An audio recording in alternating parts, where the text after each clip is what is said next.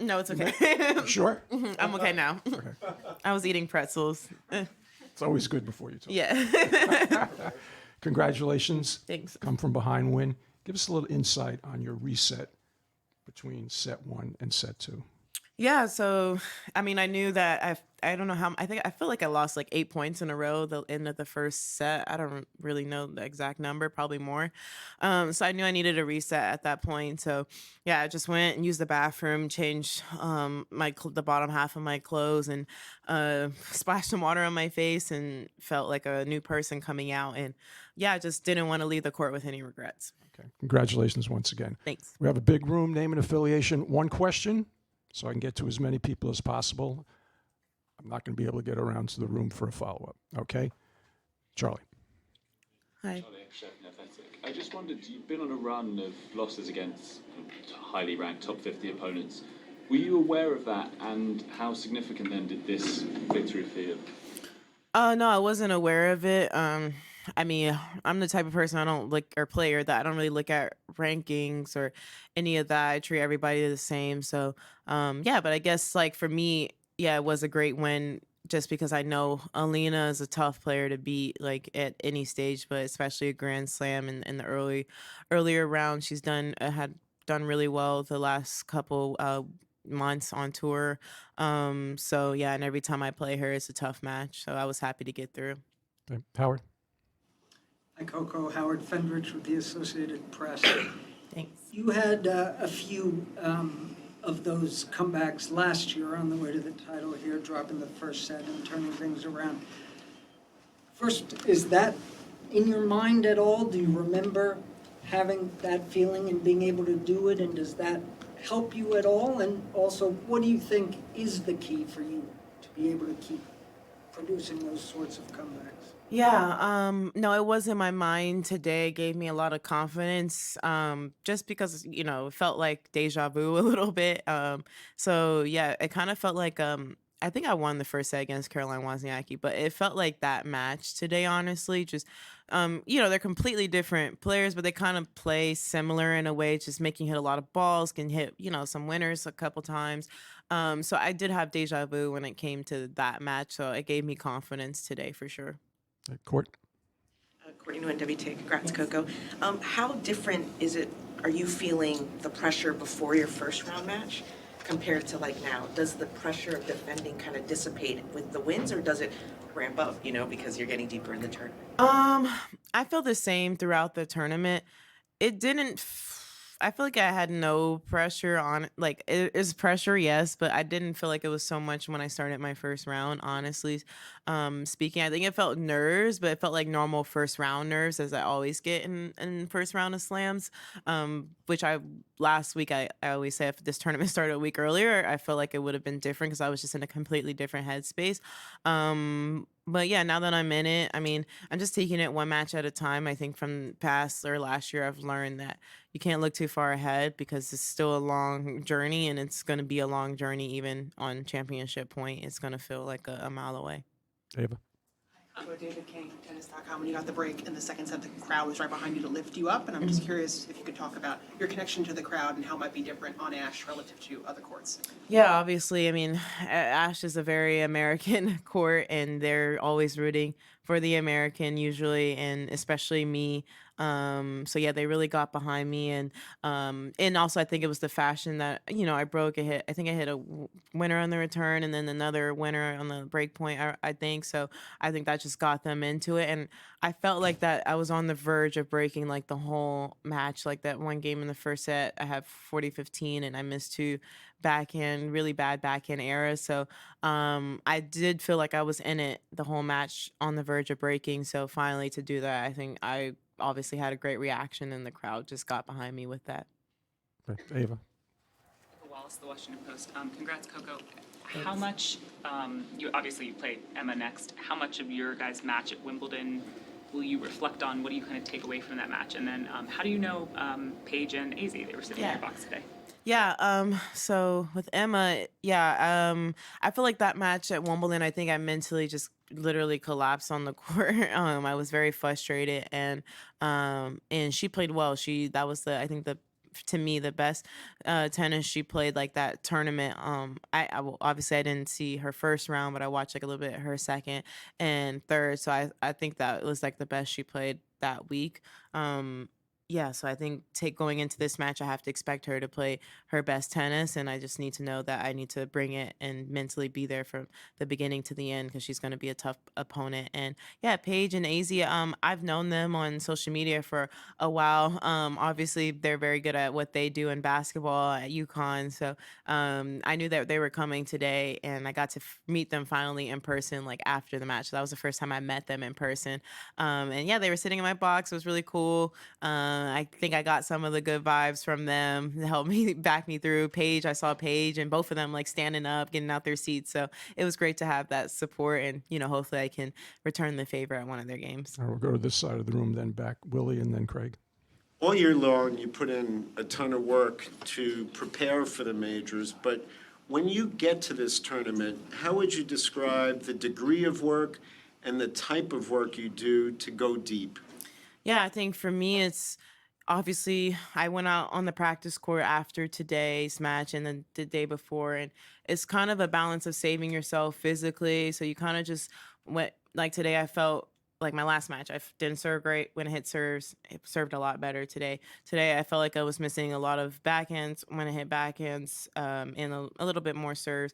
And hopefully my next match I'm do both of them great. So it's kind of just a feeling based thing because obviously I sometimes I'll spend like 3-4 hours on the court like an off tournament or not non-tournament week, but obviously you can't do that during the tournament because you got to physically stay fit for the matches and fresh. So yeah, it's kind of just very specific based and not a lot of reps, but kind of enough where you feel good about it. Craig. So, Craig Gabriel, Channel 9 Australia. Do you approach this tournament as the defending champion or as a brand new tournament? A brand new tournament. I mean, at the end of the day, to defend would be great, but I feel like it's an unnecessary amount of pressure to put that on yourself. If anything, I felt more pressure, honestly, coming into Wimbledon, losing first round the year before, and then trying to not lose first round again. So I think when there was a little bit of pressure maybe 2 weeks ago, but when you step on the court, you just had that feeling and it's like, okay, I know I can perform really well here. I've done it before in the past and I'll do it again. So yeah, that's been my model. Like I know I have the chance to do it again, whether it happens 2024 or years in the future. I think I have the belief that I will do it again. And I take comfort in that, knowing it, even if it doesn't happen this year, that I can do it because I felt like last year when I was playing, it wasn't my best tennis at all, and I was able to do it. So I think I'm a better player than I was last year. So yeah, I feel like I have a better chance. Now, will I do it? We'll see you guys in a couple of, I don't know, it was a week from now. No, 8 days from now. or not. We'll find out, and I'll find out with you. In the back, Matt. Hey, Coco. Matt Futterman for The Athletic. Just sort of two questions about, you mentioned your box before. There was a moment in the first set where you just sort of walked away and said, stop. I was sort of curious what you were telling them to stop to do. And then towards the end, I don't know if you noticed during the changeover, your mother was standing up and dancing in front of 24,000 people. I'm curious if you see that at all. I did not see that. I guess good. Honestly, no. I think the whole model of the team is just to be relaxed. And sometimes I do say stuff out of frustration, but it's not what they're doing. Because sometimes I'll go to Sal and I just don't want to hear anything. Like I just need a reset. And so in that moment, I was like, I don't need instruction right now. I just need to like silence like on my end because I feel like as a player, you know what you need to do to win. It was just about executing. So they, and they were telling me the same thing that they were telling me the whole match. So yeah, no, I didn't see my mom dancing, but yeah, I think, for the most part, they try to be relaxed, especially not my team, like my parents and the people in the box. Like even, I think it was my cousin. She shouted like chin up, crown on, whenever like, the moments are tough. And yeah, just little things make you smile and make you realize that it is just a game. Okay. Reem, Tamani, Barbara. Reem. Hi, Coco. Reem from the National UAE. Congrats. Thanks. Coco, you're in contention for the WTA finals. And I'm wondering, how do you see these particular WTA finals in terms of how important are they for, first of all, the players to regain trust in the tour after the last couple editions, and have there been conversations between you and other players, just thinking of what you envision for this first one?